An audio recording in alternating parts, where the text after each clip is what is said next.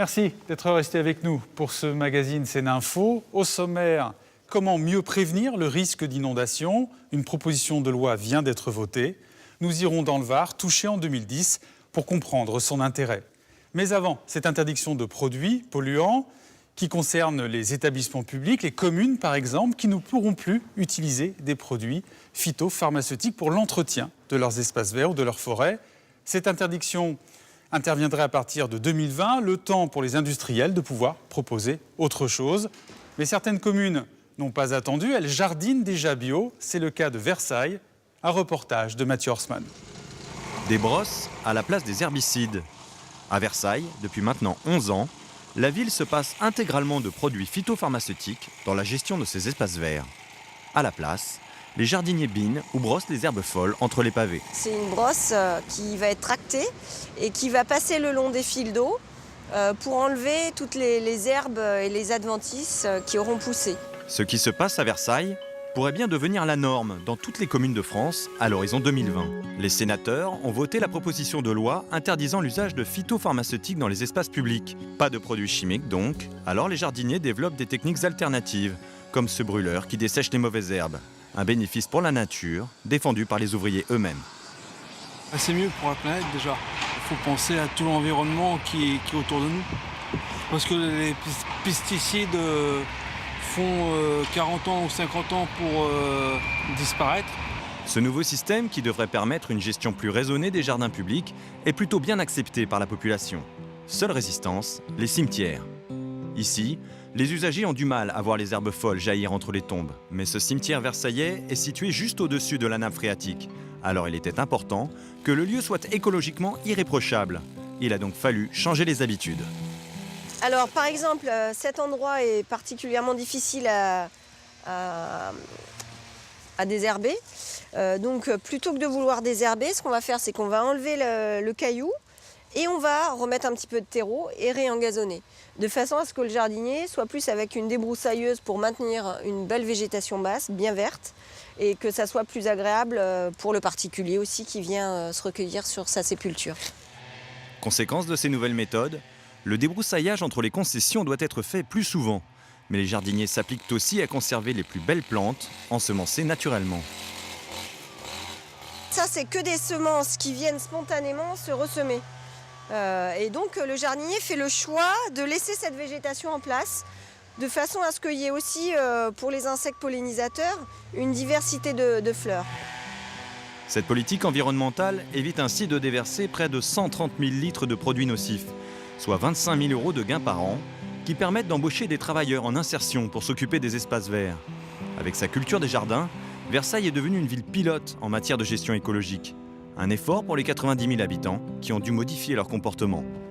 Pour rentrer dans le zéro phyto, il faut une démarche quand même très volontaire. Pendant notamment les 2 premières années, le regard doit changer. Il faut qu'on s'habitue à qu'il y ait des herbes folles. Il faut que l'on comprenne qu'il y aura des nouvelles techniques, on va utiliser des brûleurs. Donc c'est toute une éducation du regard, des comportements. Effectivement, ça ne se fait pas du jour au lendemain. En France, une majorité de communes a déjà la volonté de passer au zéro phyto. La transition devrait donc se faire en douceur. Le temps pour l'industrie chimique de s'adapter aux nouvelles normes avant l'interdiction totale des produits phytopharmaceutiques en 2022. Le lobby de l'industrie chimique était assez opposé à cette loi, mais il ne s'est quand même pas beaucoup mobilisé parce que je crois que lui aussi savait que c'était un peu un combat perdu d'avance. C'est une loi qui arrive au moment où la société est mûre pour l'entendre. Ils ont maintenant un calendrier, ils savent qu'ils n'échapperont pas à l'interdiction. À eux, finalement, de faire évoluer leurs propres pratiques et de proposer d'autres gammes de produits. Voté au Sénat, le texte doit maintenant être présenté à l'Assemblée nationale et il pourrait s'étendre dans les années à venir au monde agricole.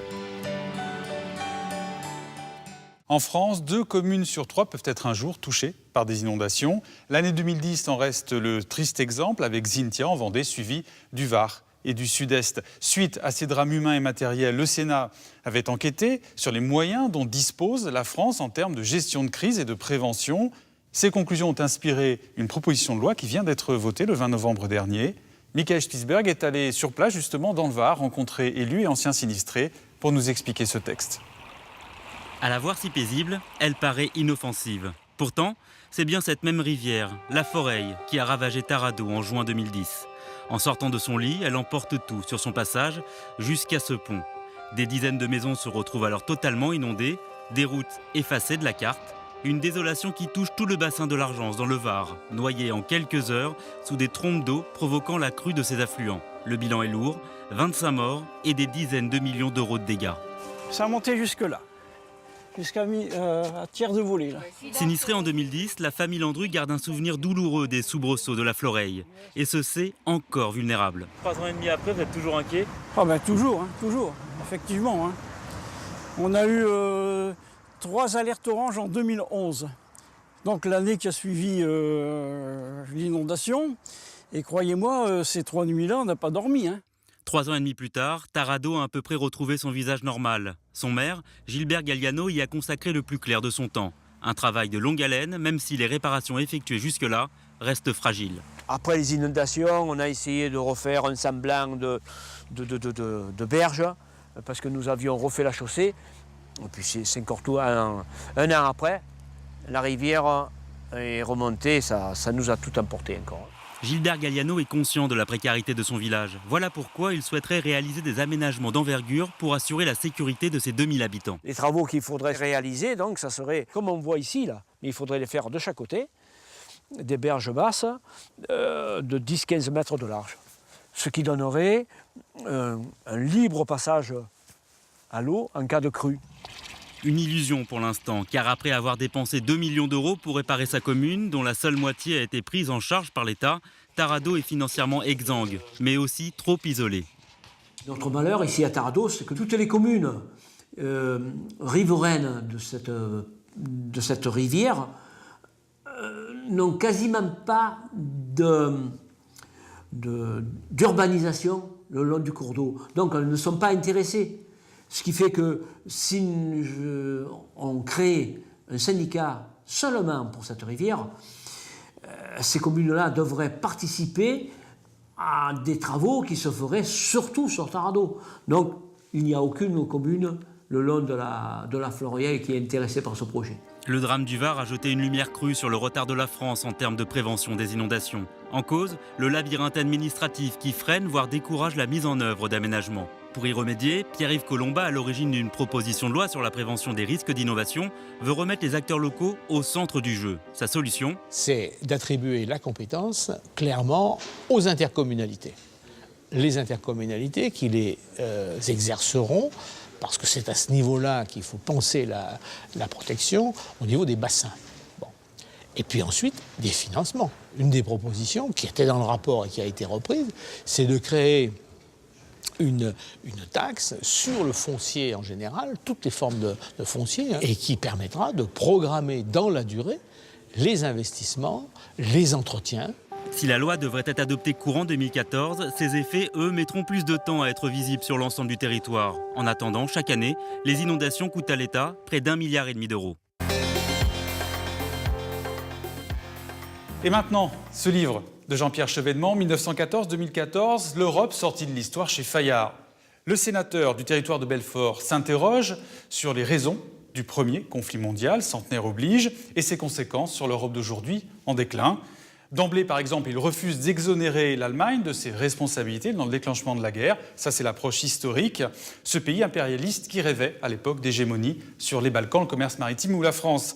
Pour cet opposant au traité de Maastricht, l'Allemagne a retrouvé, contrairement à la France, sa puissance d'antan. Et c'est maintenant avec cet allié qu'il faut relancer la vieille Europe, avec la Russie aussi, puissance gazière avec laquelle, selon lui, les 28 pays membres de l'Union devraient mieux coopérer.